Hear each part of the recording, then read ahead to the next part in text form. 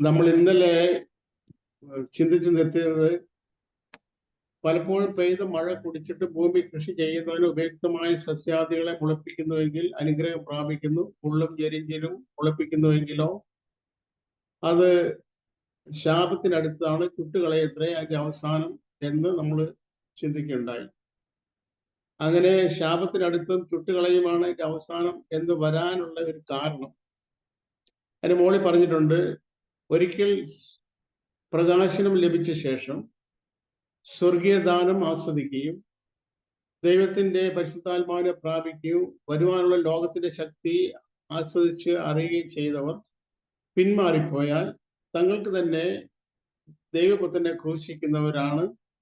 അവൻ ലോക അപവാദം വരുത്തുന്നവനാണ്. അങ്ങനെ ആയി തീർത്തിരിക്കുന്നത് കൊണ്ട് അവരെ വീണ്ടും മാനസാന്തരത്തിലേക്ക് മടക്കി കൊണ്ടുവരാൻ കഴിയുന്നതല്ല, പ്രയാസമുള്ള കാര്യമാണ്. കഴിയുന്നതല്ല നമ്മൾ കാണുകയുണ്ടായി. നമ്മള് ദൈവത്തിൽ പല ഭാഗത്തും ഉടനീളം ലോകമെന്നും ഭൂമി എന്നും രണ്ട് വാക്കുകൾ കാണുന്നുണ്ട്. കഴിഞ്ഞ സമയത്ത് നമ്മളെ ചിന്തിക്കുകയുണ്ടായി. എർത്ത് ആൻഡ് വേൾഡ്, ലോകമെന്നും ഭൂമിയെന്നും രണ്ട് വാക്കുകൾ. ഇവിടെ പലപ്പോഴും പെയ്ത മഴ കുടിച്ചിട്ട് ഭൂമി എന്ന് പറയുന്നത് ഒരു പൊതു പ്രസ്താവനയാണ്, ഭൂമി എന്ന് പറയുന്നത്. എങ്കിലും ഇവിടെ നമ്മൾ കാണുന്ന ഭൂമി എന്ന് കൊണ്ട് ഇവിടെ അപ്പോസ്തലൻ ഉദ്ദേശിക്കുന്നത് ഇവിടെ യേശു ക്രിസ്തുവിന്റെ സുവിശേഷത്താൽ ആകർഷിക്കപ്പെട്ട് യേശു ക്രിസ്തുവിനെ പിൻപറ്റുവാൻ മനസ്സ് വെച്ചിരിക്കുന്ന മനുഷ്യരെയാണ് ഇവിടെ ലോകം, ഈ ഭൂമി എന്നുകൊണ്ട് ഉദ്ദേശിക്കുന്നത്. ദൈവത്തിന്റെ മരത്തിൽ നാം കാണുന്നു, ദൈവം ലോകത്തെ സ്നേഹിച്ചു, തന്റെ ഏകജാതനായ പുത്രനെ വിശ്വസിക്കുന്നവൻ ആരും നശിച്ചു പോകാതിരിക്കാൻ അവനെ നൽകുവാൻ തക്കണം ദൈവം ലോകത്തെ സ്നേഹിച്ചു എന്ന് നാം കാണുന്നു. ആ ലോകം എന്ന് പറയുന്നത് എന്താണ്? ലോകം എന്ന് നമ്മൾ കഴിഞ്ഞ ക്ലാസ്സിൽ ചിന്തിക്കുകയുണ്ടായി. ലോകം എന്ന് പറഞ്ഞാൽ, ഒറ്റ വാക്കിൽ പറഞ്ഞാൽ, പിശാചിനാൽ നിയന്ത്രിക്കപ്പെടുന്ന ഒരു വ്യവസ്ഥിതിയാണ് ലോകം. എന്നാൽ ദൈവം ലോകത്തെ സ്നേഹിച്ചു എന്ന് പറയുമ്പോൾ ആ പിശാചിനാൽ നിയന്ത്രിക്കപ്പെടുന്ന വ്യവസ്ഥിതിയിൽ ആയിരുന്ന മനുഷ്യരെ ആണ് ദൈവം ലോകത്തെ സ്നേഹിച്ചു എന്ന് പറയുമ്പോൾ ആ പിശാചിന്റെ പിടിയിൽ ആയിരുന്ന മനുഷ്യരെയാണ് ദൈവം സ്നേഹിച്ചത്. നാമും ഒരു കാലത്ത് പിശാചിന്റെ ബന്ധനത്തിൽ ആയിരുന്നവരാണ്. ദൈവത്തിന്റെ വചനത്തിൽ നാം ഇങ്ങനെ വായിക്കുന്നല്ലോ, ഇരുട്ടിന്റെ അധികാരത്തിൽ നിന്ന് നമ്മെ വിടുവിച്ച് സ്നേഹസ്വരൂപനായ പുത്രന്റെ രാജ്യത്തിലാക്കി വെച്ച പിതാവിന് സന്തോഷത്തോടെ സ്തോത്രം ചെയ്യുന്നവരായിരിക്കണം എന്ന് നമ്മളെ കുറിച്ച് ദൈവത്തിന്റെ പരിശുദ്ധാത്മാവിനെ പഠിച്ചില്ല. അപ്പോ ഇവിടെ ഭൂമി എന്ന് കാണുന്നത് ദൈവത്തിന്റെ വചനത്താൽ വീണ്ടും ജനിക്കപ്പെട്ട യേശു ക്രിസ്തുവിന്റെ സുവിശേഷത്താൽ ആകർഷിക്കപ്പെട്ട് കർത്താവ് യേശു ക്രിസ്തുവിനെ പിൻപറ്റാൻ മനസ്സിൽ വെച്ചിരിക്കുന്ന ആളുകളെയാണ് ഇവിടെ ഭൂമി എന്ന് കൊണ്ട് ഉദ്ദേശിക്കുന്നത്. പലപ്പോഴും പെയ്ത മഴ കുടിച്ചിട്ട് ഭൂമി കൃഷി ചെയ്യുന്നതിന് ഉപയുക്തമായി സസ്യാദികളെ മുളപ്പിക്കുന്നുവെങ്കിൽ ഇതിവിടെ കാണുന്നു. ഈ ഭൂമിയിൽ മഴ പെയ്യുന്നതിന്റെ പ്രധാനപ്പെട്ട ഒരു ഉദ്ദേശം ഭൂമിയിലുള്ള സസ്യങ്ങൾ മുളച്ചു വരാൻ വേണ്ടിയാണ്. ആ സസ്യങ്ങൾ മുളയ്ക്കുകയും യഥാസമയത്ത് അതിന് ജലാംശം കിട്ടി, വെള്ളം കിട്ടി, അത് ഫലവത്തായ ഒരു അനുഭവത്തിലേക്ക് കൃഷി ആയിത്തീരണം എന്നുള്ളതാണ് അതിന്റെ ഉദ്ദേശം. നമ്മൾ ഇസ്രായേൽ രാജ്യത്ത് 3.5 വർഷം, ഏലിയാവിന്റെ കാലത്ത് 3.5 വർഷം മഴ ഇല്ലാതായിപ്പോയി. ഏലിയ പറഞ്ഞുകൊണ്ട് സ്വർഗം അടഞ്ഞുപോയി, മഴ പെയ്തില്ല. ആ സംഭവത്തിൽ നമ്മൾ മുന്നോട്ട് വായിക്കുമ്പോൾ കാണുന്ന കാര്യം, ഭൂമിയിൽ മഴ പെയ്തു, ധാന്യം വിളഞ്ഞു എന്ന് കാണുന്നു. അപ്പോ ഈ മഴ പെയ്യുന്നതിന്റെ ഉദ്ദേശം ഭൂമിയിൽ ധാന്യം വിളയുന്നതിനും കൃഷി ചെയ്യുന്ന കൃഷിക്കാരന് ഉപയുക്തമായ രീതിയിൽ സസ്യാദികൾ മുളച്ച് അതിന്റെ ഫലം ആകുന്നതിന് വേണ്ടിയാണ്. ദൈവത്തിന്റെ വചനത്തിൽ നാം കാണുന്നു, നമ്മൾ ദൈവത്തിന്റെ കൃഷിയാണ്. ദൈവത്തിന്റെ പരിശുദ്ധാത്മാവിനാൽ വീണ്ടും ജനിക്കപ്പെട്ട ഓരോ മനുഷ്യരും ദൈവത്തിന്റെ കൃഷിയാണ്. ദൈവമാണ് തോട്ടക്കാരൻ, ദൈവമാണ് കൃഷിക്കാരൻ. അപ്പൊ ഇവിടെ പറഞ്ഞിരിക്കുന്നത്, അങ്ങനെ മഴ പെയ്തു. ദൈവത്തിന്റെ വചനത്തിൽ നാം കാണുന്നു, മഴയെ പെയ്യുന്നതിനെ കുറിച്ച്, അല്ലെ ജലാംശം സസ്യങ്ങൾക്ക് കിട്ടുന്നതിനെ കുറിച്ച് നമ്മൾ ദൈവത്തിന്റെ വചനത്തിൽ വായിക്കുന്നത്. ആ മഴ പെയ്യുന്നതിന് ഒരു ദൈവം വെച്ചിരിക്കുന്ന ഒരു വ്യവസ്ഥിതിയുണ്ട്. ആ വ്യവസ്ഥിതി പറയുന്നത്, അത് വൃക്ഷത്തിൽ മാരി പോലെയും ഇളം പുല്ലിന്മേൽ മഞ്ഞ് പോലെയുമാണ് പെയ്യുന്നത്. വലിയ വൃക്ഷത്തിന് ഒത്തിരി വെള്ളം ആവശ്യമായതുകൊണ്ട് അത് വൃക്ഷത്തിന്മേൽ വലിയ മാരി ആയിട്ടാണ് പെയ്യുന്നത്. എന്നാൽ ഇളം പുല്ലിന്റെ മേലെ ചെറിയ മുളച്ചു വരുന്ന ഇളം പുല്ലിൽ മാരി പെയ്യുവാണെങ്കിൽ അത് വേരോട് ഒരുപക്ഷെ പറഞ്ഞു പോകാൻ പോലും സാധ്യതയുണ്ട്. അതുകൊണ്ട് ഇളം പുല്ലിന്മേല് അത് മഞ്ഞ് പോലെ വളരെ നേർത്ത രീതിയിലാണ് പെയ്യുന്നത്. അപ്പൊ ഇങ്ങനെ ഈ എബ്രായ ക്രിസ്ത്യാനികളിൽ പലപ്പോഴും അവരുടെ ജീവിതത്തിൽ, അവരുടെ ഹൃദയത്തിൽ ദൈവത്തിന്റെ പരിശുദ്ധാത്മാവ്, ദൈവത്തിന്റെ വചനം അവര് പ്രാപിച്ചവരാണ്, അവരത് ആസ്വദിച്ചവരാണ്.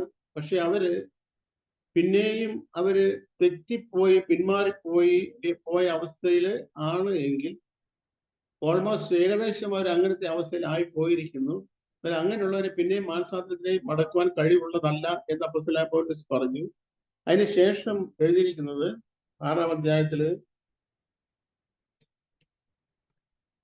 അതിന്റെ അടുത്ത വാക്യം പറഞ്ഞിരിക്കുന്നത് 6-ാം അധ്യായത്തിന് 9-ാമത്തെ വാക്യം. എന്നാൽ പ്രിയമുള്ളവരെ, ഞങ്ങൾ ഇങ്ങനെ സംസാരിക്കുന്നുവെങ്കിലും നിങ്ങളെക്കുറിച്ച് ശുഭമേറിയതും രക്ഷയ്ക്ക് ഉതകുന്നതും വിശ്വസിക്കുന്നു. അപ്പോ ക്ലിയർ ആയി ഇവിടെ ഭൂമി എന്ന് പറഞ്ഞിരിക്കുന്നത് എന്താണ്, എന്തിനെയാണ് അപ്പോസ്തലൻ ഉദ്ദേശിച്ചതെന്ന് ഇവിടെ പറഞ്ഞിരിക്കുന്നു. ഞങ്ങൾ ഇങ്ങനെ നിങ്ങളെക്കുറിച്ചാണ് പറയുന്നത്, കേവലം ഒരു ഭൂമിയെ കുറിച്ചല്ല, നിങ്ങളെക്കുറിച്ച് ഞങ്ങൾ പറയുന്നു. ഞങ്ങൾ ഇങ്ങനെ നിങ്ങളെക്കുറിച്ച് പറയുന്നുവെങ്കിലും നിങ്ങളെക്കുറിച്ച് രക്ഷയ്ക്ക് ഉതകുന്നതും ശുഭമേറിയതും വിശ്വസിക്കുന്നു. നിങ്ങൾ ഇങ്ങനെ ചുട്ടുകളയുക, എന്താ അതിന്റെ അവസാനം ചുട്ടുകളയാണെന്നൊക്കെ ഞങ്ങൾ പറയുന്നുണ്ട്. അത് സത്യമാണ്. എങ്കിൽ പോലും നിങ്ങളെക്കുറിച്ച് ഞങ്ങൾക്ക് വലിയൊരു പ്രത്യാശയുണ്ട്. അതിന്റെ കാരണം അടുത്ത വാക്യത്തിൽ എഴുതിയിരിക്കുന്നു. എന്താണ് അതിന്റെ കാരണം? നിങ്ങളെക്കുറിച്ച് ഞങ്ങൾ ഇങ്ങനെ പറയുന്നെങ്കിൽ നിങ്ങളെക്കുറിച്ച് ഞങ്ങൾക്ക് ഒരു പ്രത്യാശയുണ്ട്, വലിയ പ്രത്യാശയുണ്ട്. ആ പ്രത്യാശയുടെ കാരണം 10-ാമത്തെ വാക്യത്തിൽ എഴുതിയിരിക്കുന്നു.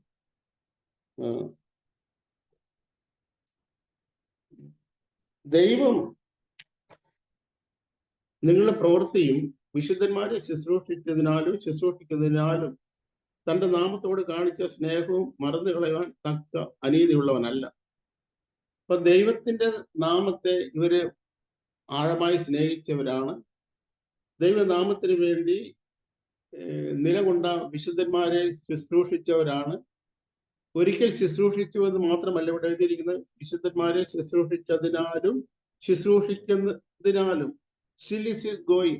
ഇപ്പോഴും അത് നടന്നുകൊണ്ടിരിക്കുക. വിശുദ്ധന്മാരെ ഒരിക്കൽ ശുശ്രൂഷിച്ചു നിർത്തി എന്നല്ല, അതിപ്പോഴും തുടർന്നുകൊണ്ടിരിക്കുന്നു. നിങ്ങൾ വിശുദ്ധന്മാരെ ശുശ്രൂഷിച്ചതിനാലും ശുശ്രൂഷിക്കുന്നതിനാലും ഇപ്പോഴും കണ്ടിന്യൂ ചെയ്തുകൊണ്ടിരിക്കുക. അങ്ങനെ ചെയ്യുന്നതിനാലും തന്റെ നാമത്തോട് കാണിച്ച സ്നേഹവും മറന്നു കളയാൻ തക്ക അനീതിയുള്ളവനല്ല ദൈവം. യേശുക്രിസ്തു ഈ ഭൂമിയിലായിരുന്നു പറഞ്ഞു, ദൈവനാമത്തിൽ, യേശുക്രിസ്തുവിന്റെ നാമത്തിൽ ആർക്കെങ്കിലും ഒരു പാത്രം തണ്ണീർ കൊടുത്താൽ അതിന് പോലും പ്രതിഫലം കിട്ടാതിരിക്കത്തില്ല എന്ന് യേശു പറഞ്ഞു. അപ്പോ ദൈവത്തിന്റെ നാമത്തെ സ്നേഹിച്ച്, അല്ലെ ദൈവമക്കൾ ആയിരിക്കുന്ന, ദൈവത്തെ സ്നേഹിക്കുന്ന ദൈവമക്കൾ ആയിരിക്കുന്നവർക്ക് ആ ദൈവത്തോടുള്ള സ്നേഹം നിമിത്തം ഒരു ഗ്ലാസ് വെള്ളം കൊടുത്താൽ പോലും അതിന് പോലും പ്രതിഫലമുണ്ട് എന്നാണ് നമുക്ക് കർത്താവ് യേശു ക്രിസ്തു പറഞ്ഞത്. അപ്പൊ ഇവിടെ അത് തന്നെ പൗലോസ് അപ്പോസ്തലൻ പറയുന്നു, ദൈവത്തിന്റെ നാമത്തോട് നിങ്ങൾ കാണിച്ച സ്നേഹം മറന്നു കളയുവാൻ തക്ക അനീതിയുള്ളവനല്ല ദൈവം. ദൈവം മറന്നു കളയുന്ന ഒരു കാര്യമേ ഉള്ളൂ, അത് മനുഷ്യന്റെ പാവമാണ്. യഥാർത്ഥത്തിൽ മാനസാന്തരപ്പെട്ട്, യഥാർത്ഥത്തിൽ അനുദപിച്ച് മാനസാന്തരപ്പെട്ട് ദൈവത്തോട് അടുക്കുന്ന ഏത് മനുഷ്യന്റെയും പാപത്തെ കുറിച്ച് പറഞ്ഞിരിക്കുന്നു, ഞാൻ അവരുടെ പാപങ്ങളെ ഇനി ഓർക്കുകയുമില്ല. ദൈവം മറന്നു പോകുന്ന ദൈവത്തിന് മറവിയില്ല. എങ്കിൽ പോലും ദൈവം ഇനി ഒരിക്കലും ഓർക്കത്തില്ല, ഞാനത് മറന്നു കളയും എന്ന് പറയുന്ന ഏക കാര്യം മാനസാന്തരപ്പെടുന്ന ഒരു പാപിയുടെ പാപത്തെ കുറിച്ചാണ്. ഇവിടെ നമ്മൾ കാണുന്നു, ദൈവം അങ്ങനെ മറന്നു കളയത്തില്ല. എന്ത് മറന്നു കളയത്തില്ല? ദൈവത്തിന്റെ നാമത്തോട് കാണിച്ച സ്നേഹവും മറന്നു കളയുവാൻ തക്ക അനീതിയുള്ളവരല്ല ദൈവം. അതുകൊണ്ട് ഞങ്ങൾ നിങ്ങളെക്കുറിച്ച്, നിങ്ങളിപ്പോ ഏകദേശം നിങ്ങള് നല്ല വചനം ആസ്വദിച്ചു, പരിശുദ്ധാത്മാവിനെ ആസ്വദിച്ചു, വരാനുള്ള ലോകത്തിന്റെ ശക്തി നിങ്ങൾ അനുഭവിച്ചതാണ്. അപ്പൊ ഈ വരാനുള്ള ലോകത്തിന്റെ ശക്തിയൊക്കെ അനുഭവിച്ച നിങ്ങള് ഇപ്പം ഏകദേശം നിങ്ങള് ഒരു പിന്മാറ്റത്തിന്റെ അവസ്ഥയിലായി പോകുന്നു. അങ്ങനെ ആയിപ്പോയ നിങ്ങളെ കുറിച്ച് ഞങ്ങൾക്ക് ഇപ്പോഴും പ്രത്യാശയുണ്ട്, പ്രത്യാശ ശേഷിക്കുന്നു. അത് ദൈവം നിങ്ങളെ മറന്നു കളയത്തില്ല. അതിന്റെ കാരണം നിങ്ങൾ ദൈവത്തിന്റെ നാമത്തെ സ്നേഹിച്ചവരാണ്, ഇപ്പോഴും സ്നേഹിക്കുന്നവരാണ് എന്നാണ് അപ്പോസ്തലൻ ഇവിടെ പറഞ്ഞു വെച്ചിരിക്കുന്നത്. അതിന്റെ അടുത്ത വാക്യം വായിക്കുന്നു. എന്നാൽ നിങ്ങൾ ഓരോരുത്തൻ പ്രത്യാശയുടെ പൂർണ്ണ നിശ്ചയം പ്രാപിപ്പാൻ അവസാനത്തോളം ഒരുപോലെ ഉത്സാഹം കാണിക്കണമെന്ന് ഞങ്ങൾ ആഗ്രഹിക്കുന്നു. ഇവിടെ ഒരു പ്രത്യാശയെ കുറിച്ച് പറയുന്നു. എന്നാൽ നിങ്ങൾ ഓരോരുത്തൻ പ്രത്യാശയുടെ പൂർണ്ണ നിശ്ചയം പ്രാപിപ്പാൻ. പ്രത്യാശയുടെ പൂർണ്ണ നിശ്ചയം എന്താണ്? പ്രത്യാശ ദൈവത്തിന്റെ മനത്തിൽ കാണുന്നു. ഈ കാണുന്ന ഒന്നും പ്രത്യാശയല്ല. ഈ കാണുന്നത് ഒരുത്തൻ കാണുന്നതിന് വേണ്ടി എന്തിനു പ്രത്യാശിക്കുന്നു? എന്തിനാ പ്രത്യാശിക്കേണ്ട ആവശ്യമില്ല. കാണുന്നതെല്ലാം കാണുന്നതാണ്, അതിന് പ്രത്യാശയുടെ ആവശ്യമില്ലല്ലോ. ഒരുത്തൻ പ്രത്യാശിക്കുന്നുവെങ്കിൽ അത് കാണാത്ത കാര്യങ്ങൾ ആണ് പ്രത്യാശിക്കുന്നത്.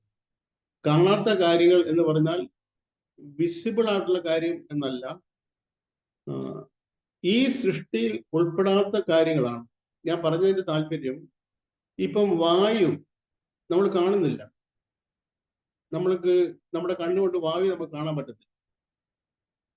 എന്നാ അങ്ങനെ ആ കാണാത്ത കാര്യം ദൃശ്യമായത്, അദൃശ്യമായ കാര്യങ്ങൾ ഈ പ്രപഞ്ചത്തിലുള്ള, ഈ ഭൂമിയിലുള്ള, ഈ സൃഷ്ടിയിൽ ഉൾപ്പെടുന്ന ഏതെങ്കിലും കാര്യത്തെയാണ്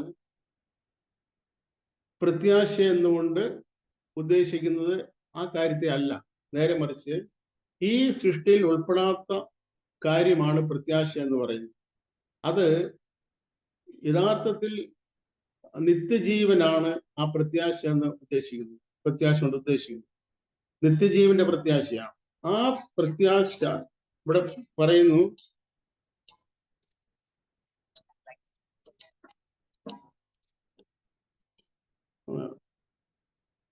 പ്രത്യാശയുടെ പൂർണ്ണ നിശ്ചയം പ്രാപിപ്പാൻ അവസാനത്തോളം ഒരുപോലെ ഉത്സാഹം കാണിക്കും. പ്രത്യാശയുടെ പൂർണ്ണ നിശ്ചയം, പ്രത്യാശയ്ക്ക് ഒരു നിശ്ചയമുണ്ട്. പ്രത്യാശയുടെ പൂർണ്ണ നിശ്ചയം, ആ നിത്യജീവന് വേണ്ടിയുള്ള പ്രത്യാശയുടെ പൂർണ്ണ നിശ്ചയം, അത് ഈ പ്രപഞ്ചത്തിൽ അല്ലെ ഈ സൃഷ്ടിയിൽ ഉൾപ്പെട്ട യാതൊരു കാര്യങ്ങളുമല്ല. നേരെ മറിച്ച് സ്വർഗത്തിൽ സൂക്ഷിച്ചിരിക്കുന്ന സ്വർഗത്തിലുള്ള സ്വർഗീയമായ കാര്യങ്ങളെ കുറിച്ചുള്ള പ്രത്യാശയെ കുറിച്ചാണ് ഇവിടെ സൂചിപ്പിച്ചിരിക്കുന്നത്. അത് അവസാനത്തോളം ഒരുപോലെ ഉത്സാഹം കാണിക്കണമെന്ന് ഞങ്ങൾ ആഗ്രഹിക്കുന്നു. അങ്ങനെ നിങ്ങൾ മന്ദതയുള്ളവരാകട്ടെ, വിശ്വാസത്താലും ദീർഘക്ഷമയാലും വാഗ്ദത്തങ്ങളെ അവകാശമാക്കിയവരുടെ അധികാരികളായി. ഈ പ്രത്യാശ ആത്മാവിന്റെ ഒരു നങ്കൂരമാണെന്ന് നമ്മുടെ ഇടയിൽ കാണുന്നുണ്ട്. ഈ പ്രത്യാശ എന്ന് പറയുന്നത് അപ്പോസ്തല പ്രവൃത്തിയില് അപ്പോസ്തല പൗലോസ് തന്റെ വിസ്താര സമയത്ത് പറയുന്ന ഒരു സ്റ്റേറ്റ്മെന്റ് ഉണ്ട്. അത് അപ്പോസ്തല പ്രവൃത്തി 26-ാം അധ്യായത്തിൽ നമ്മൾ കാണുന്നുണ്ട്. അവിടെ 26-ാം അധ്യായത്തിന്റെ 6-ാമത്തെ വാക്യമാണ്. അവിടെ ഇങ്ങനെ എഴുതിയിരിക്കുന്നത്: ദൈവത്താൽ നമ്മുടെ പിതാക്കന്മാർക്ക് ലഭിച്ചതും നമ്മുടെ 12 ഗോത്രങ്ങളും രാപ്പകൽ ശ്രദ്ധയോടെ ആരാധിച്ചുകൊണ്ട് വന്നതുമായ വാഗ്ദത്തത്തിലുള്ള പ്രത്യാശ നിമിത്തമാകുന്നു രാജാവേ ഞാൻ ഇന്ന് ഈ വിസ്താരത്തിലായിരിക്കുന്നത്. അപ്പോസ്തലനായ പൗലോസ് പറയാം. അപ്പോസ്തലനായ പൗലോസ് ഒരു വിസ്താരത്തിലായിരിക്കുന്നു, വിസ്താര സഭയുടെ മുമ്പിലായിരിക്കുന്നു. അവിടെ അപ്പോസ്തലനായ പൗലോസ് പറയുന്ന ഒരു സ്റ്റേറ്റ്മെന്റ്, പ്രസ്താവന ഇങ്ങനെ: ദൈവത്താൽ നമ്മുടെ പിതാക്കന്മാർക്ക് ലഭിച്ചത് നമ്മുടെ 12 ഗോത്രങ്ങളും രാപ്പകൽ ശ്രദ്ധയോടെ ആരാധിച്ചും കൊണ്ട് എത്തിപ്പിടിക്കാൻ ശ്രമിച്ച വാഗ്ദത്തത്തിലുള്ള പ്രത്യാശ, ആ പ്രത്യാശ നിമിത്തമാണ് ഞാൻ ഇന്ന് ഈ വിസ്താരത്തിലായിരിക്കും. ആ പ്രത്യാശ എന്ന് പറയുന്നത് ഈ ലോകത്തിൽ കാണുന്ന ഏതെങ്കിലും ഈ പ്രപഞ്ചത്തിലുള്ള അല്ലെ ഈ സൃഷ്ടിയിൽ ഉൾപ്പെട്ട യാതൊരു കാര്യത്തെക്കുറിച്ചും അല്ല അപ്പോസ്തലനായ പൗലോസ് അവിടെ പറയുന്നു. നേരെ മറിച്ച് സ്വർഗീയമായ ഒരു പ്രത്യാശ. ആ പ്രത്യാശയെ കുറിച്ച് അത് പിതാക്കന്മാർക്ക് ലഭിച്ചതാണ്. പിതാക്കന്മാർക്ക് ലഭിച്ചതല്ല, പിതാക്കന്മാർക്ക് ദൈവം വാഗ്ദത്തം കൊടുത്തതാണ് ആ പ്രത്യാശ എന്ന് പറയുന്നത്. പിതാക്കന്മാരോട് ദൈവം വാഗ്ദത്തം ചെയ്തതാണ്. പിതാക്കന്മാർ എന്ന് അവിടെ ഉദ്ദേശിക്കുമ്പോൾ യഹൂദന്മാരെ സംബന്ധിച്ചിടത്തോളം പിതാക്കന്മാരെന്ന് പറഞ്ഞാൽ ആരാണ്? പിതാക്കന്മാർ എന്ന് പറയുമ്പോൾ അത് ആരാ പിതാക്കന്മാർ എന്ന് അവരോട് ചോദിക്കേണ്ട കാര്യമൊന്നുമില്ല. ഒരു യഹൂദന്, ഒരു എബ്രായന് പിതാക്കന്മാർ ആര് എന്ന് ചോദിച്ചാൽ അവർ ഒരു സങ്കോചമില്ലാതെ ഏത് സമയത്ത് അവരോട് ചോദിച്ചാലും അവർ പറയും ആരാ പിതാക്കന്മാര്? അത് അബ്രഹാം, ഇസാക്ക്, യാക്കോബ്, ഇവരാണ് പിതാക്കന്മാർ.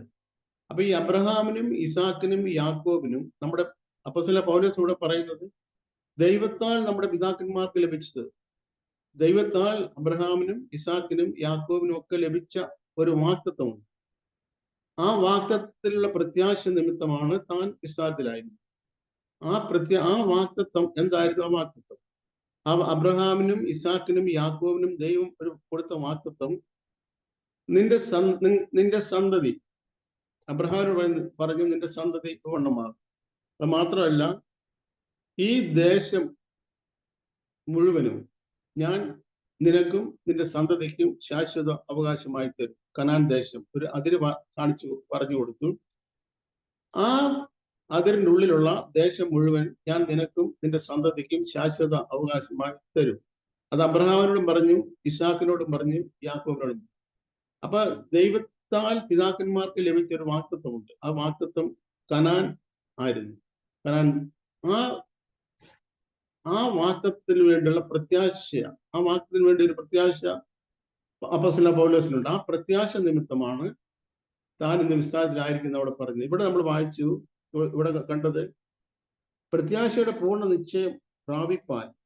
പ്രത്യാശയുടെ പൂർണ്ണ നിശ്ചയം പ്രത്യാശയായിട്ട് തന്നെ വെക്കാനല്ല, അത് ആ പ്രത്യാശ പ്രാപിക്കണം. ആ പ്രാപിപ്പാൻ, അത് നിങ്ങൾ പ്രാപിക്കണമെങ്കിൽ പ്രത്യാശ നിങ്ങൾക്ക് ഉണ്ടായിരിക്കാം. എന്നാൽ ആ പ്രത്യാശ നമ്മുടെ ഒരു വെറും പ്രത്യാശയായിട്ട് ഹൃദയത്തിന്റെ ഏതെങ്കിലും ഒരു കോണിൽ ഒരു മൂലയ്ക്ക് ഇരിക്കുക എന്നുള്ളതല്ല. ആ പ്രത്യാശ പ്രാപിക്കണം, പ്രത്യാശയെ അവകാശമാക്കണം, പ്രത്യാശ സ്വന്തമാക്കണം. ആ പ്രത്യാശയുടെ സ്വന്തമാക്കണമെങ്കിൽ ആ പ്രത്യാശ പ്രാപിപ്പാൻ അവസാനത്തോളം ഒരുപോലെ ഉത്സാഹം കാണിക്കണമെന്ന് ഞങ്ങൾ ആഗ്രഹിക്കുന്നു. ഒരു കാലത്ത് ഉത്സാഹം ഉണ്ടായിരുന്നു. നമ്മൾ ഇന്നലെ കഴിഞ്ഞ ദിവസം നമ്മൾ ചിന്തിച്ചല്ലോ, അപ്പോസ്തലൻ അവിടെ പറയുന്നു, യേശു ക്രിസ്തുവിനെ കുറിച്ച് പറഞ്ഞതിന് ശേഷം പറയും, ഞങ്ങൾക്ക് ഇതിനെക്കുറിച്ച് വളരെ പറയാനുണ്ട്, എന്നാൽ നിങ്ങൾ കേൾക്കാൻ മാന്യമുള്ളവരായി പോയിരിക്കുന്നതുകൊണ്ട് തെളിയിച്ചു തരാൻ പ്രയാസമാണ്. അപ്പൊ ഒരു കാലത്ത് വളരെ താല്പര്യമുണ്ടായിരുന്നു, എന്നാൽ ഇപ്പോ അവര് ദൈവത്തെ കേൾക്കാൻ പോലും മന്ദതയുള്ളവരായി തീർന്നിരിക്കും. അതുകൊണ്ട് തെളിയിച്ചു തരാൻ പ്രയാസമാണെന്ന് നമ്മൾ കഴിഞ്ഞ ദിവസം കണ്ടു. അപ്പൊ ഇവര് ഒരുപോലെ ഉത്സാഹം കഴിക്കണം. കുറെ നാള് നിങ്ങൾക്ക് ഉത്സാഹം ഉണ്ടായിരുന്നു, പണ്ട് നിങ്ങൾ ഉത്സാഹം കഴിച്ചവരാണ്, അത് വസ്തുത ശരിയാണ്. എന്നാൽ അതുകൊണ്ട് നിങ്ങൾക്ക് പ്രത്യാശ ഒരുപക്ഷെ കൈമോശം വന്നിട്ടുണ്ടായിരിക്കത്തില്ല. പക്ഷെ പ്രത്യാശ നിങ്ങളുടെ അവകാശമായി തീരണമെങ്കിൽ ഒരുപോലെ അവസാനത്തോളം ഒരുപോലെ ഉത്സാഹം കഴിക്കണം എന്ന അപ്പോസ്തലൻ പൗലോസ് ഇവിടെ അവരെ പ്രബോധിപ്പിക്കുന്നു. ഒരുപോലെ ഉത്സാഹം കാണിക്കണമെന്ന് ഞങ്ങൾ ആഗ്രഹിക്കുന്നു. അങ്ങനെ നിങ്ങൾ മന്ദതയുള്ളവരാകാതെ വിശ്വാസത്താലും ദീർഘക്ഷമയാലും വാഗ്ദത്തങ്ങളെ അവകാശമാക്കുന്നവരുടെ അധികാരികളായിത്തീരും. വാഗ്ദത്തങ്ങളെ അവകാശമാക്കുന്നത് വിശ്വാസത്താലും ദീർഘക്ഷമയാലുമാണ്. ദൈവം വാഗ്ദത്തം ചെയ്ത കാര്യങ്ങൾ നിശ്ചയമായും ദൈവം നിവർത്തിക്കും. പക്ഷെ അത് ആ വാഗ്ദത്തം ചെയ്ത കാര്യം ദൈവം നിവർത്തിക്കുന്നത് ദൈവത്തിന്റെ സമയത്താണ്. വാഗ്ദത്തം ചെയ്തു, അത് ഒരിക്കലും മാറ്റം വരുത്തില്ല. ദൈവത്തിന്റെ വാഗ്ദത്തങ്ങൾക്ക് മാറ്റമില്ല. അല്ലാതെ നിവർത്തിക്കപ്പെടുന്നത് അത് ദൈവത്തിന്റെ സമയത്താണ്. ഈ വാക്യത്തെ കുറിച്ചും അതിന്റെ അടുത്ത വാക്യം പറഞ്ഞിരിക്കുന്നത് വാഗ്ദത്തങ്ങളെ അവകാശമാക്കുന്നവരുടെ അധികാരികളായിത്തീരും. എങ്ങനെ? വിശ്വാസത്താലും ദീർഘക്ഷമയാലും. അപ്പൊ വിശ്വാസത്താലും ദീർഘക്ഷമയാലും വാഗ്ദത്തങ്ങളെ അവകാശമാക്കുന്നവരുടെ അധികാരികളായി തീരും എന്ന് പറഞ്ഞിട്ട്, അങ്ങനെ വിശ്വാസത്താലും ദീർഘക്ഷമയാലും വാഗ്ദത്തത്തെ അവകാശമാക്കിയ ഒരു വ്യക്തിയെ കുറിച്ചാണ് അടുത്ത വാക്യത്തിൽ പറഞ്ഞിരിക്കുന്നത്. 11-ാമത്തെ വാക്യത്തിൽ പറഞ്ഞിരിക്കുന്നത് അബ്രഹാമിനെ കുറിച്ചാണ്. ദൈവം അബ്രഹാമിനോട് വാഗ്ദത്തം ചെയ്യുമ്പോൾ തന്നെക്കാൾ വലിയവനെ കൊണ്ട് സത്യം ചെയ്യുവാൻ ഇല്ലാഞ്ഞിട്ട് തന്നെ കൊണ്ട് തന്നെ സത്യം ചെയ്തു. വിശ്വാസത്താലും ദീർഘക്ഷമയാലും വാഗ്ദത്തത്തെ അവകാശമാക്കുന്നവരുടെ അധികാരികളായി നിങ്ങൾ തീരും എന്ന് പറഞ്ഞിട്ട് ഇവിടെ കാണിക്കുന്ന വ്യക്തി അബ്രഹാമിനെയാണ്. അവിടെ പറഞ്ഞിരിക്കുന്നത് ദൈവം അബ്രഹാമിനോട് വാഗ്ദത്തം ചെയ്യുമ്പോൾ തന്നെക്കാൾ വലിയവൻ ഇല്ല, ദൈവത്തെക്കാൾ വലിയവൻ ആരുമില്ല. അപ്പൊ ദൈവത്തെക്കാൾ വലിയവനായിട്ട് ആരും ഇല്ലാത്തത് കൊണ്ട് വലിയവന്റെ പേര് ചൊല്ലിയാണ് പ്രോമിസ് ചെയ്യുന്നത്, വാഗ്ദത്തം ചെയ്യുന്നത്. എന്നാൽ ഇവിടെ ദൈവം വാഗ്ദത്തം ചെയ്യുമ്പോൾ ദൈവത്തെക്കാൾ വലിയവൻ ആരും ഇല്ലാത്തത് കൊണ്ട് ദൈവം തന്നെ കൊണ്ട് തന്നെ സത്യം ചെയ്യിക്കും. സത്യത്തെ കൊണ്ട് തന്നെ അബ്രഹാമിനോട് സത്യം ചെയ്യുക. അത് എന്താ സത്യം? 14-ാം വാക്യത്തിൽ പറഞ്ഞിട്ട് ഞാൻ നിന്നെ അനുഗ്രഹിക്കും, നിന്നെ വർദ്ധിപ്പിക്കുകയും ചെയ്യും. ഇതാണ് ദൈവം അബ്രഹാമിനോട് ചെയ്ത വാഗ്ദത്തം. ഞാൻ നിന്നെ അനുഗ്രഹിക്കുകയും നിന്നെ വർദ്ധിപ്പിക്കുകയും ചെയ്യും. ഈ കാലത്ത് വളരെ തെറ്റിദ്ധരിക്കപ്പെട്ട് അവിടെ ഇവിടെ എല്ലാം വ്യാപകമായി കേൾക്കുന്ന ഒരു കാര്യമാണ് അബ്രഹാമിന്റെ അനുഗ്രഹം എന്ന്. ഈ അബ്രഹാമിന്റെ ഇവിടെ പറഞ്ഞിരിക്കുന്ന ദൈവം പ്രോമിസ് ചെയ്ത, ദൈവം വാഗ്ദത്തം ചെയ്ത ഈ അനുഗ്രഹം എന്ന് പറയുന്നത് യാതൊരു ഭൗതികമായ അനുഗ്രഹവും അല്ല. കാരണം ദൈവം വാഗ്ദത്തം ചെയ്ത അബ്രഹാമിനെ അനുഗ്രഹിക്കുന്ന മൽക്കീസേദെക്കാണ്. നമ്മൾ ഉൽപ്പത്തി പുസ്തകത്തിൽ നമ്മൾ വായിക്കുന്നു, യുദ്ധങ്ങളെ ജയിച്ചു വന്ന അബ്രഹാം, 5 രാജാക്കന്മാരെ ജയിച്ചു വന്ന അബ്രഹാം, ആ അബ്രഹാമിനെ മൽക്കീസേദെക്ക് എതിരടിച്ചെന്നിട്ട് അപ്പവും വീഞ്ഞുമായിട്ടാണ് മൽക്കീസേദെക്ക് അബ്രഹാമിനെ എതിരേറ്റ് ചെല്ലുന്നത്. അപ്പവും വീഞ്ഞുമായി ചെല്ലുന്ന എതിരേറ്റ ഈ അബ്രഹാമിനെ എതിരേറ്റ മൽക്കീസേദെക്ക് അബ്രഹാമിനെ അനുഗ്രഹിക്കും. ഈ അബ്രഹാം അനുഗ്രഹിക്കുമ്പോൾ അബ്രഹാമിന് സകലത്തിലും അബ്രഹാം ദശാംശം കൊടുക്കുന്നു. എന്നാൽ ഈ അബ്രഹാമിന് കൊടുത്ത ഈ അനുഗ്രഹം, അബ്രഹാമിനെ അനുഗ്രഹിക്കുന്ന മൽക്കീസേദെക്ക്, ഈ മൽക്കീസേദെക്ക് ദൈവത്തിന്റെ പുരോഹിതൻ, ഈ മൽക്കീസേദെക്ക് ദൈവപുത്രന് തുല്യനാണ്. ഈ മൽക്കീസേദെക്ക് ദൈവത്തിന്റെ വചനത്തിൽ നിന്ന് നമുക്ക് ഗ്രഹിക്കാൻ കഴിയുന്ന ഒരു കാര്യം, ദൈവത്തിന്റെ പരിശുദ്ധാത്മാവ്. അപ്പൊ ഈ പരിശുദ്ധാത്മാവാണ് അബ്രഹാമിനെ അനുഗ്രഹിക്കുന്നത്. അതുകൊണ്ടാണ് ഗലാത്യരിൽ നാം വായിക്കുന്നത്, യേശു ക്രിസ്തു മരത്തിന്മേൽ തൂങ്ങി മരിച്ചു. അതുകൊണ്ട് അവിടെ എഴുതിയിരിക്കുന്ന മരത്തിന്മേൽ തൂങ്ങുന്നവൻ എല്ലാം ശപിക്കപ്പെട്ടവൻ എന്ന് എഴുതിയിരിക്കുന്ന പോലെ ക്രിസ്തു നമുക്ക് വേണ്ടി ശാപമായിട്ട് ന്യായപ്രമാണത്തിന്റെ ശാപത്തിൽ നിന്ന് നമ്മെ വിലക്കി വാങ്ങി അബ്രഹാമിന്റെ അനുഗ്രഹം ക്രിസ്തുയേശുവിൽ ജാതികൾക്ക് വരേണ്ടതിന് നാം ആത്മാവെന്ന വാഗ്ദത്ത വിഷയം വിശ്വാസാൽ പ്രാപിക്കേണ്ടതില്ല. അപ്പോ ദൈവത്തിന്റെ പരിശുദ്ധാത്മാവ് എന്ന വാഗ്ദത്ത വിഷയം, ആ വാഗ്ദത്ത വിഷയം, ദൈവത്തിന്റെ പരിശുദ്ധാത്മാവ് എന്ന വാഗ്ദത്ത വിഷയം നാം വിശ്വാസാൽ പ്രാപിക്കേണ്ടതിന് വേണ്ടിയാണ് യേശു ക്രിസ്തു മരത്തിന്മേൽ തൂങ്ങി മരിച്ചതെന്നാണ് അവിടെ എഴുതിയിരിക്കുന്നത്. ആ ന്യായപ്രമാണത്തിൽ ശാപത്തിൽ നമ്മൾ വിലക്കി വാങ്ങി അബ്രഹാമിന്റെ അനുഗ്രഹം, ദൈവം അബ്രഹാമിനെ അനുഗ്രഹിച്ചു. അബ്രഹാമിനെ ഞാൻ നിന്നെ അനുഗ്രഹിക്കുകയും നിന്നെ ഇവിടെ നമ്മൾ അങ്ങനെ അതാ വായിച്ചു കേട്ടത്, ഞാൻ നിന്നെ വർദ്ധിപ്പിക്കുകയും ഞാൻ നിന്നെ അനുഗ്രഹിക്കുകയും ചെയ്യും എന്ന് ദൈവം, ആ ദൈവത്തിന്റെ പ്രോമിസ്, ദൈവം വാഗ്ദത്തം കൊടുത്തു. ആ വാഗ്ദത്തം മൽക്കീസേദെക്കിനാൽ അബ്രഹാമിന് കിട്ടി. മൽക്കീസേദെക്ക് അബ്രഹാമിനെ അനുഗ്രഹിച്ചു. ആ അനുഗ്രഹം ദൈവത്തിന്റെ പരിശുദ്ധാത്മാവിന്റെ അനുഗ്രഹമാണ്, പരിശുദ്ധാത്മാവിനാലുള്ള അനുഗ്രഹമാണ്, പരിശുദ്ധാത്മാവിൽ ഉള്ള അനുഗ്രഹമാണ്. ആ അനുഗ്രഹം നമുക്കും കിട്ടേണ്ടതിന് വേണ്ടിയാണ് യേശു ക്രൂശിൽ മരിച്ചതെന്നാണ് ഗലാത്യർ നമ്മൾ കാണുന്നു, വായിക്കുന്നു. അപ്പൊ ഈ ഒരു വാഗ്ദത്തം ശേഷിച്ചിരിക്കുന്നു. അപ്പൊ ആ വാഗ്ദത്തിന് വേണ്ടിയുള്ള, ആ വാഗ്ദത്തം നിങ്ങൾക്ക് ആർക്കും ലഭിക്കാതെ പോയി എന്ന് വരരുത് എന്നുള്ള ആ മുൻകൂട്ടിയുള്ള അപ്പോസ്തലന്റെ ഒരു പ്രബോധനമാണ് ഇവരോട് പറഞ്ഞിരിക്കുന്നത്. നിങ്ങൾ മന്ദതയുള്ളവരാകട്ടെ, വിശ്വാസത്താലും ദീർഘക്ഷമയാലും വാഗ്ദത്തങ്ങളെ അവകാശമാക്കുന്നവരുടെ അനുകാരികളായി തീരും.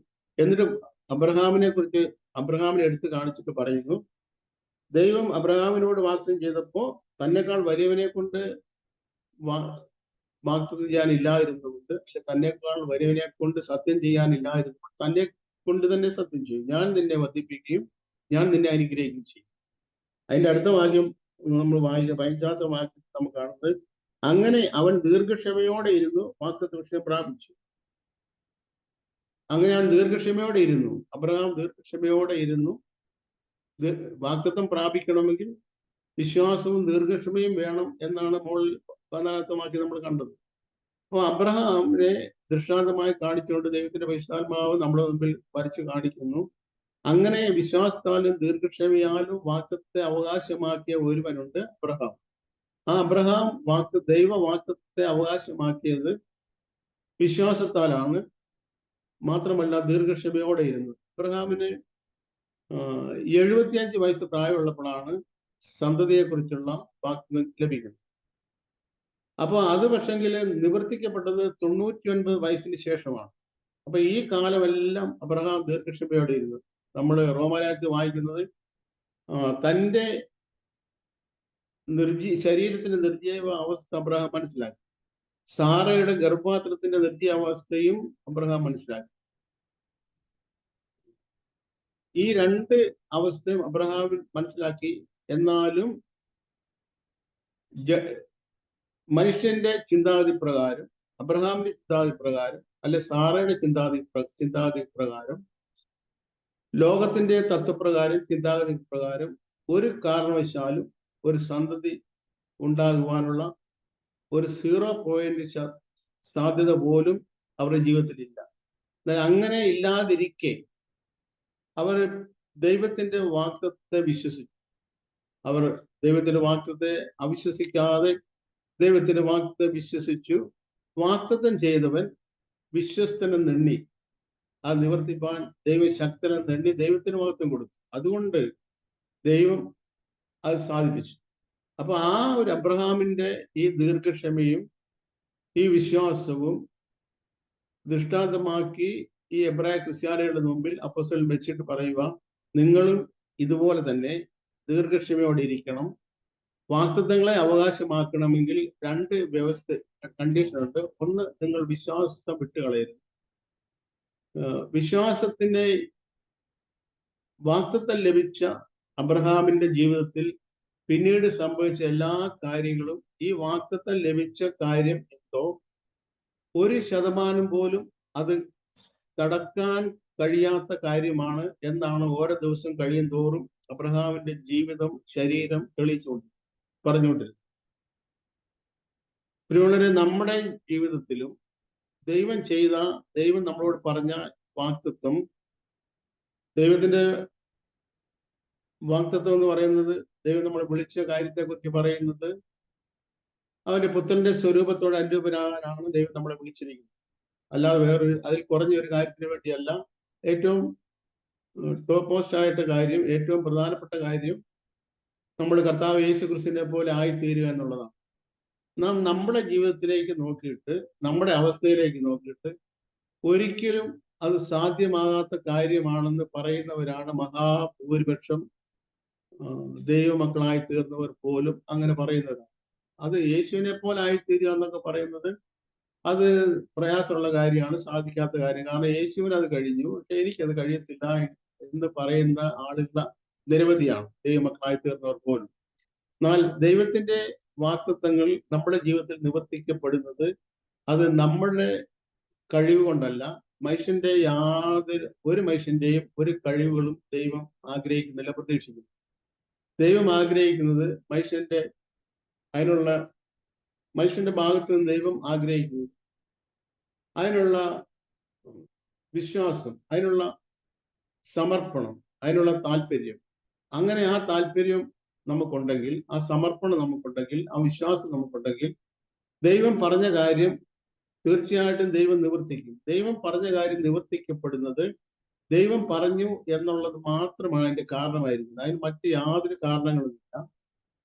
ഏക കാരണം ദൈവം പറഞ്ഞു എന്നുള്ളത് മാത്രമാണ്. ദൈവം കൽപ്പിച്ചാൽ അങ്ങനെ സംഭവിക്കും. ദൈവം അരുളി ചെയ്തു, അവൻ അരുളി ചെയ്തു, അങ്ങനെ സംഭവിച്ചു എന്നല്ലാതെ അതിനകത്ത് വേറെ ഒരു കാരണങ്ങളുമില്ല. അപ്പൊ ദൈവം പറഞ്ഞ കാര്യം സംഭവിക്കുന്നത് ദൈവത്തിന്റെ വാക്ക് അത് പറഞ്ഞു, ദൈവത്തിന്റെ വായിൽ നിന്നുള്ള ദൈവത്തിന്റെ വചനം അങ്ങനെ പ്രസ്താവിച്ചു എന്നുള്ളത് കൊണ്ട് മാത്രമാണ്.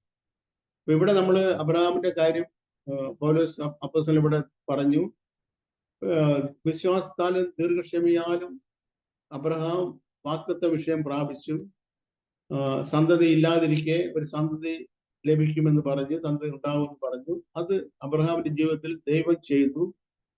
അന്ന് അതിനുള്ള സാധ്യതകളും അനുകൂലമായ സാഹചര്യങ്ങളൊന്നും അബ്രഹാമിന്റെ ജീവിതത്തിൽ ഇല്ലായിരുന്നു. നമ്മുടെ ജീവിതത്തിലും ദൈവത്തിന്റെ വാഗ്ദത്തങ്ങൾ നിവർത്തിക്കപ്പെടുന്നത് സാഹചര്യങ്ങൾ അനുകൂലമായിരിക്കുന്നത് കൊണ്ടല്ല, നേരെ മറിച്ച് ദൈവം നമ്മളോട് പറഞ്ഞിരിക്കുന്നു. ദൈവത്തിന്റെ വായിൽ അങ്ങനെ അരുളപ്പാട് ഉണ്ടായി, ദൈവത്തിന്റെ വചനം അങ്ങനെ നമ്മളോട് പറയുന്നു, ദൈവം അങ്ങനെ അരുളി ചെയ്തു, അങ്ങനെ സംഭവിക്കും. അത് മാത്രമാണ് അതിന്റെ കാരണം. ഇതിന്റെ അടുത്ത വാക്യം നമ്മളിങ്ങനെ വായിക്കുന്നു.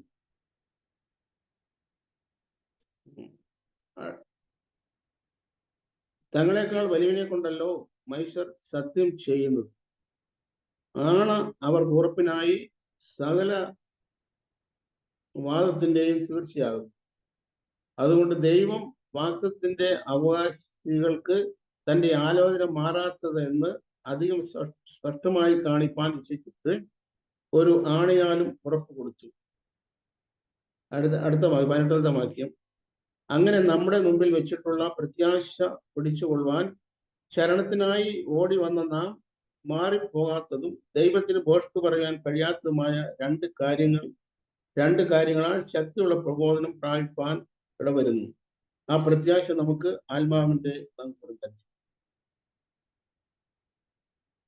ഈ ഇവിടെ നമ്മൾ ഇവിടെ എഴുതിയിരിക്കുന്നത് നമ്മുടെ മുമ്പിൽ വെച്ചിട്ടുള്ള പ്രത്യാശ പിടിച്ചുകൊള്ളുവാൻ ശരണത്തിനായി ഓടി വന്ന നാം മാറിപ്പോകാത്തതും ദൈവത്തിന് ഭോഷ്ക് പറയാൻ കഴിയാത്തതുമായ രണ്ട് കാര്യങ്ങളാൽ ശക്തിയുള്ള പ്രബോധനം പ്രാപിപ്പാൻ ഇടവരുന്നു. ആ പ്രത്യാശ നമുക്ക് ആത്മാവിന്റെ ഒരു നങ്കൂരമാണ്. ഈ ആത്മാവിന്റെ നങ്കൂരമായിരിക്കുന്ന പ്രത്യാശ, ആ പ്രത്യാശയുള്ള പ്രത്യേകത, അത് നിശ്ചയവും സ്ഥിരവും തിരശ്ശീലയ്ക്ക് അകത്തേക്ക് കടക്കുന്നതുമാകും. നമ്മൾ കഴിഞ്ഞ ദിവസം ചിന്തിച്ചു, കർത്താവ് യേശു ക്രിസ്തു കടന്നു പോയത് എല്ലാ മഹാപുരോഹിതന്മാരും അതിവിശുദ്ധ സ്ഥലത്തേക്ക് കടന്നു പോകുന്നത് ഒരു തിരശ്ശീലയുടെ ഉള്ളിൽ കൂടാണ്. വിശുദ്ധ സ്ഥലവും അതിവിശുദ്ധ സ്ഥലവും തമ്മിൽ വേർതിരിച്ചിരിക്കുന്ന തിരശ്ശീലയുടെ ഉള്ളിൽ കൂടെയാണ് കടന്നു പോകുന്നത്. എന്നാൽ യേശു ക്രിസ്തു കടന്നു പോയത് ആകാശങ്ങളെ കൂടി കടന്നുപോയ ശ്രേഷ്ഠ മഹാപുരോഹിതനായ യേശു ക്രിസ്തു ഉണ്ട് എന്നുള്ളതാണ്. ഇവിടെ നമ്മൾ വായിച്ചത് ആ തിരശ്ശീലയ്ക്കുള്ളിലേക്ക് കടന്നു പോകുന്നതാണ്. തിരശ്ശീലയ്ക്കുള്ളിൽ എന്ന് പറഞ്ഞാൽ മോസ്റ്റ് ഹോളി പ്ലേസ് അഥവാ അതിവിശുദ്ധ സ്ഥലത്തേക്ക് കടന്നു പോകുന്നതാണ്.